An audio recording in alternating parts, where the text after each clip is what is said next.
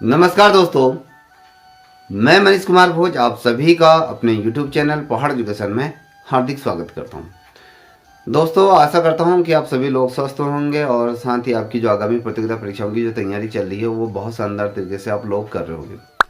तो दोस्तों, जैसे कि आप सभी को सर्वविदित है कि सहायक अध्यापक LT भर्ती परीक्षा में 51,000 लोगों ने इसमें पेपर दिया था और गिने चुने 1200-1300 के आसपास लोगों का इसमें सिलेक्शन हुआ। और इस भर्ती में ऐसे बहुत ढेर सारे ऐसे अभ्यर्थी हैं जिन्होंने बहुत ही ज़्यादा डेलीगेशन के साथ इस भर्ती परीक्षा की तैयारी की थी।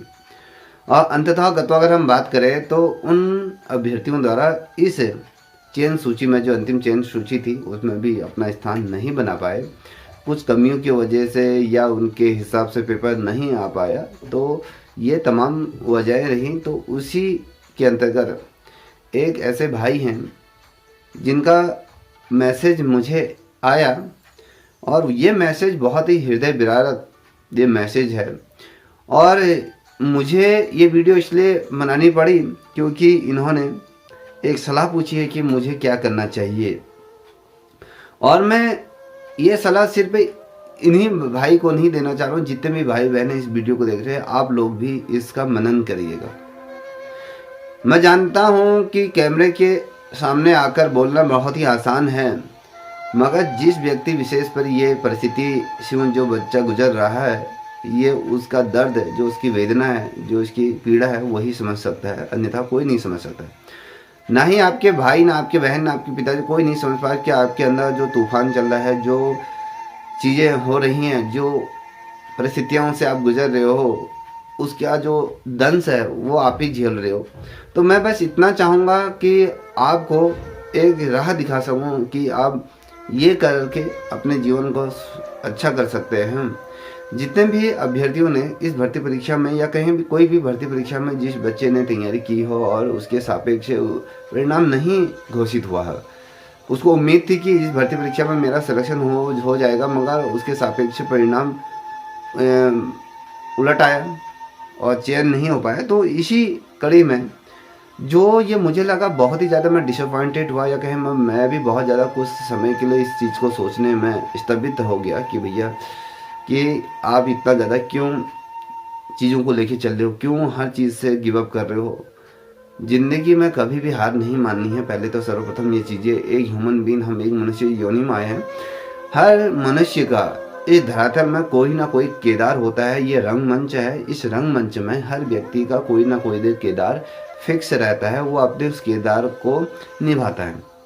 ये चीज़ तो सर्वप्रथम इस चीज़ को गांठ फाड़ लीजिए कि आप एक क्या हो, किरदार हो, इस जो यहाँ पर इस धरातल पर आओ, आप अपना भूमिका को निर्वाह कर रहे हो, अपना किरदार को निभा रहे हो। कुछ समय पश्चात वो किरदार जब आपका पूरा होगा तो इस धरातल से आपका भी अस्तित्व समाप्त हो जाएगा। ये इससे कोई डिनाई नहीं कर सकता, ये एकदम कड़ू सत्य है।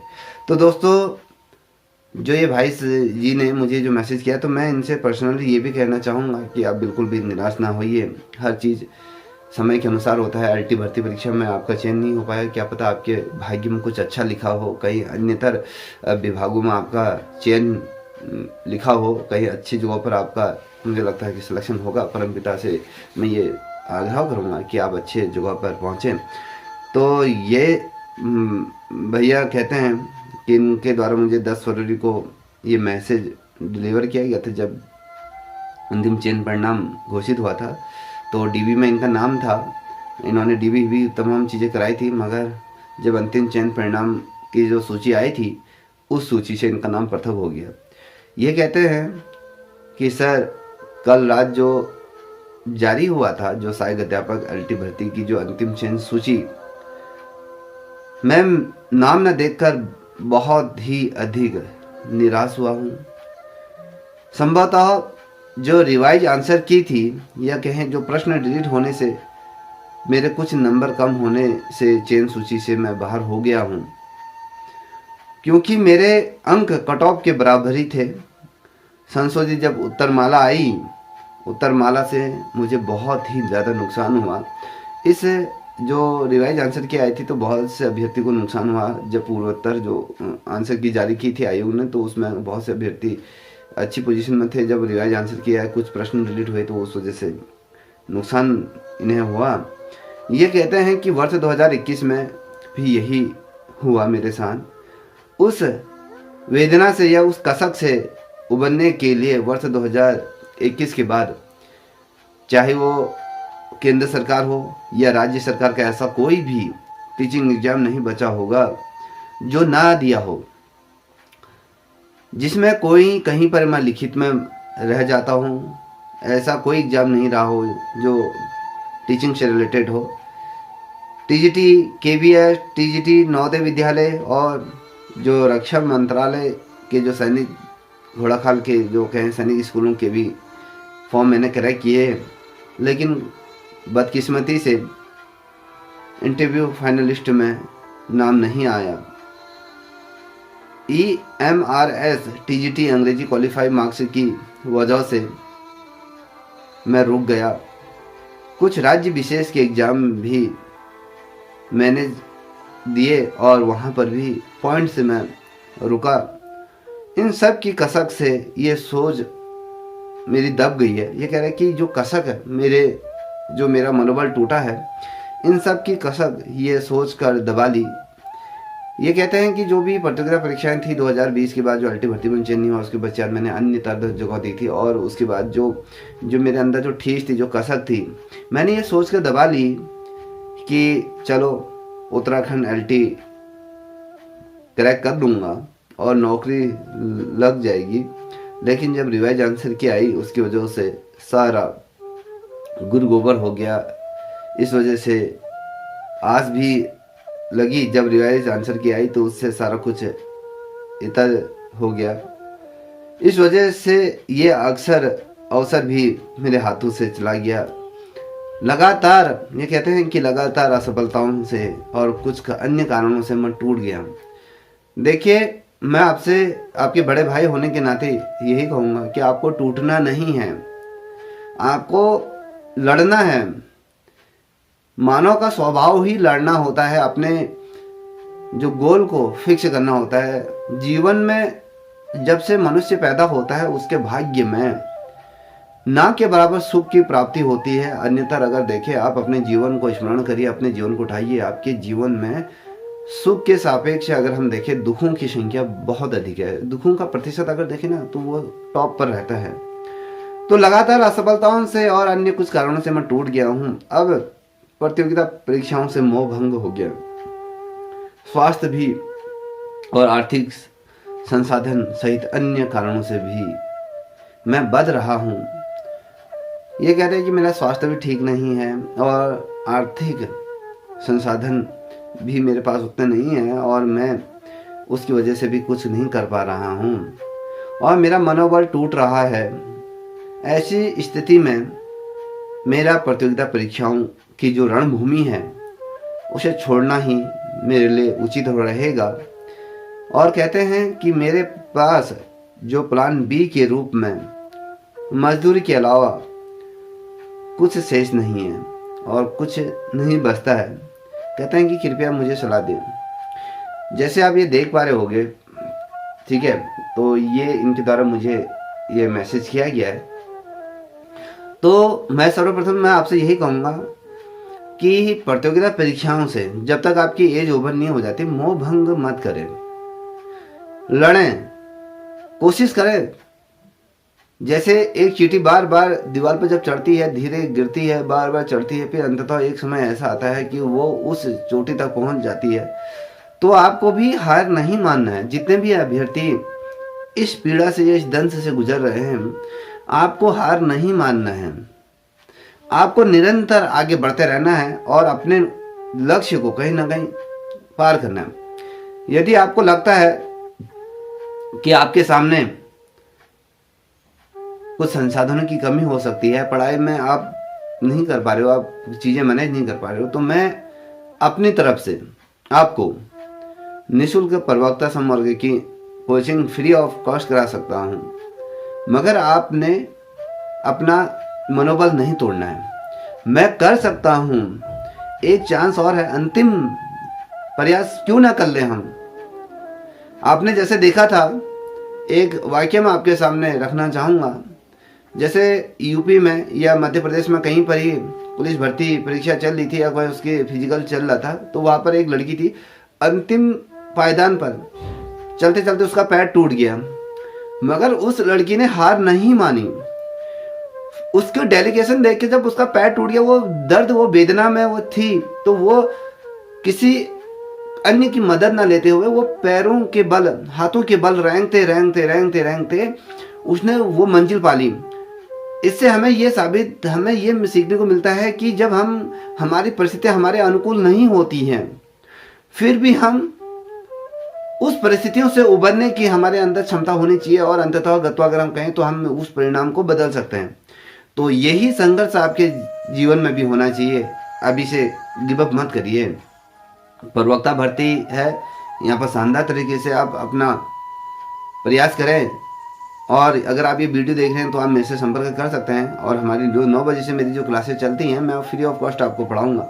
और जितने भी अभ्यर्थी जो बहुत ही दयनीय स्थिति से गुजर रहे हैं, जो एलटी भर्ती परीक्षा में किसी कारणवश रह गए थे, जो ये चाहते हैं कि एक आर्थिक तौर पे हमारे पास पैसे नहीं है, हम ना कहीं पे कोचिंग कर सकते हैं, समझ नहीं आता है। देखिए, कभी भी जितने भी अभ्यर्थी जो प्रवक्ता समर्थ की जो तैयारी कर रहे हैं, जब आप खुद तैयारी करते हो तो हमें लगता है कि हम लोगों को सब कुछ आता है। जब हम परीक्षा हॉल में बैठते हैं तो उस समय लगता है कि यार ये चीज़ें क्या होगी।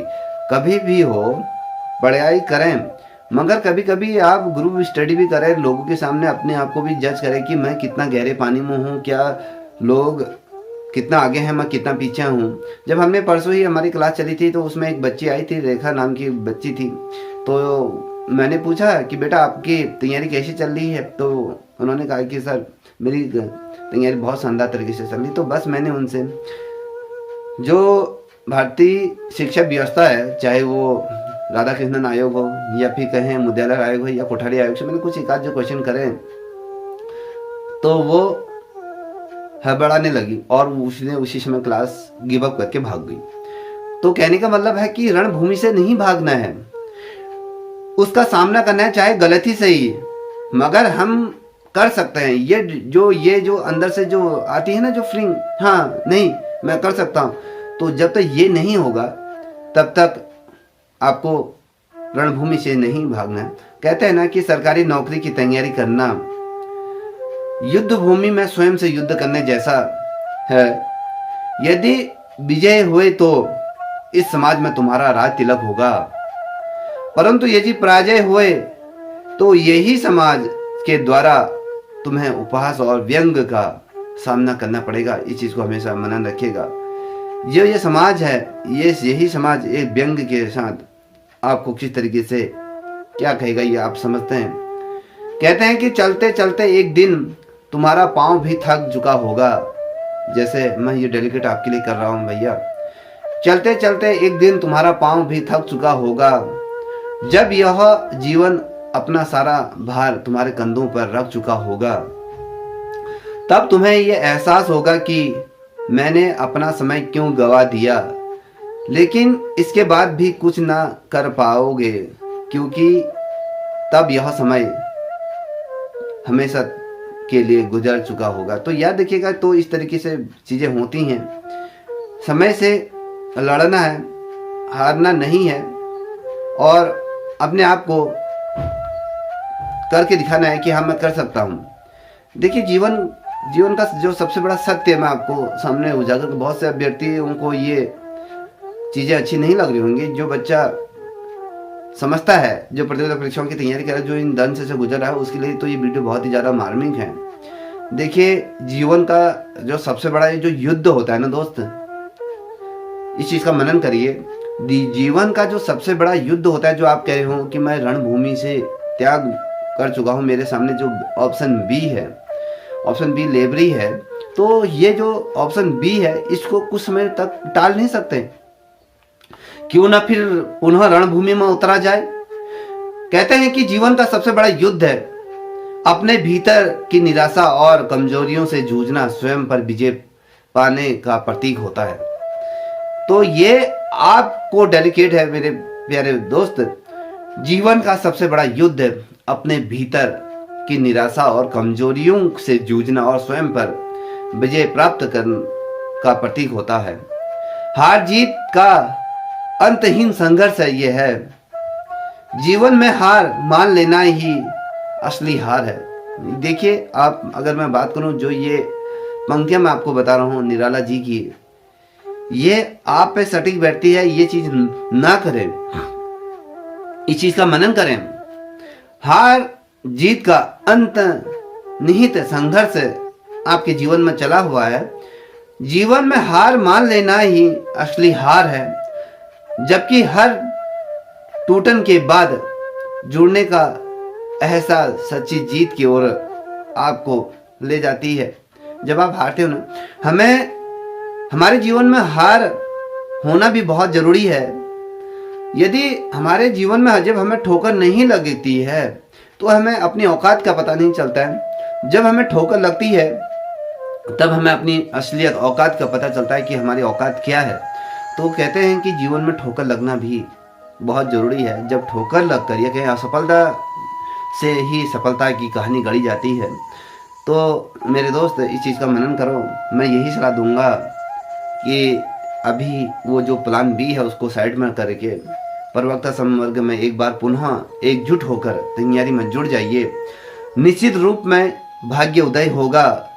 थोड़ा सा समय लगेगा मगर भाग्य उदय जरूर होगा। इतना हमेशा याद रखिएगा। संघर्ष में छुपी हुई शक्ति आपके पास है। जब जीवन बिखरा हुआ महसूस हो, मैं कह रहा हूँ कि जब जीवन बिखरा हुआ महसूस हो, उसी में छिपी है अदृश्य शक्ति जो हमें फिर से खड़ा करने का सामर्थ्य देती है। तो इस चीज़ को हमेशा मनन रखिएगा कि आप कर सकते हो। जितने भी भाई बहन इस वीडियो को देख रहे हैं, तो मैं आपसे ये कहूँगा कि अपने अंदर एक मोटिवेशन लाइए। ये अगर देखिए, अभी तक जो पढ़े, आप किसी और को देख के मद्देनजर या आप क्या सोच के पढ़े वो आप जानो। अब जो पढ़ना है, अपने बूढ़े माँ बापों को देख कर पढ़िए। मुझे अपने पिता के सपने पूरे करने हैं, मुझे अपनी माँ के लिए पढ़ना है, मुझे उन्हें समाज में एक इज्जत प्रदान करनी है। लोग ये ना पूछे कि आपके पिताजी से कि अरे किशन, तुम्हारा बेटा क्या कर रहा है, तो उस समय तुम्हारे पिताजी के आंखें शर्म से ना झुके और वो ये कहे, उनको ये उत्तर ना देने पड़े कुछ नहीं, घर पे ही है, ये ना कहना पड़े। अगर कोई पूछता है कि आपका बेटा क्या कर रहा है, तो आपके पिता का जो सीना है वो चौड़ा होकर आंखों में आंखों डाल के कहें कि मेरे बेटे इस समय फलानी फलानी जगह पर कार्यरत है, फलानी फलानी जगह पर पोस्टेड है। तो ये जो एहसास होता है वो पिता का कहीं ना कहीं गौरवान्वित करता है, वो पिता की छाती को चौड़ा कर देता है। तो आज से मनन रख दीजिए कि मुझे अपने लिए नहीं, अपने पिता के लिए पढ़ना है। अगर इस डेडिकेशन के साथ यदि पढ़ोगे तो ज़िंदगी में कभी भी हार नहीं होगी और निश्चित रूप में जीत होगी। देखिए, कहते हैं रख हौसला वो मंजर भी आएगा, रख हौसला वो मंजर भी आएगा, प्यासे के पास समंदर भी आएगा, थक कर ना बैठे मैं मेरे मंजिल के मुसाफिर, मंजिल भी मिलेगी और मिलने का मज़ा भी दुगना आएगा। इस चीज़ का हमेशा मनन रखिएगा। और यही कहूँगा मेरे दोस्त, जिंदगी यही नहीं है, इससे बहुत आगे है। ये छोटा सा मानव जीवन जो मिला है, इसमें उतार चढ़ाव बहुत आए, ठोकर हमेशा लगती है, मगर ठोकरों से जो उभर कर आगे बढ़ता है वही असली विजेता कहलाया जाता है। तो इन्हीं शब्दों के साथ मैं अपनी वाणी को विराम देता हूँ।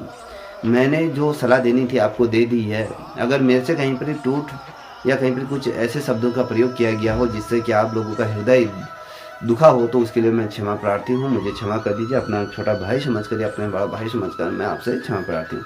तब तक के लिए इतना ही। जय हिंद, जय भारत, जय उत्तराखंड।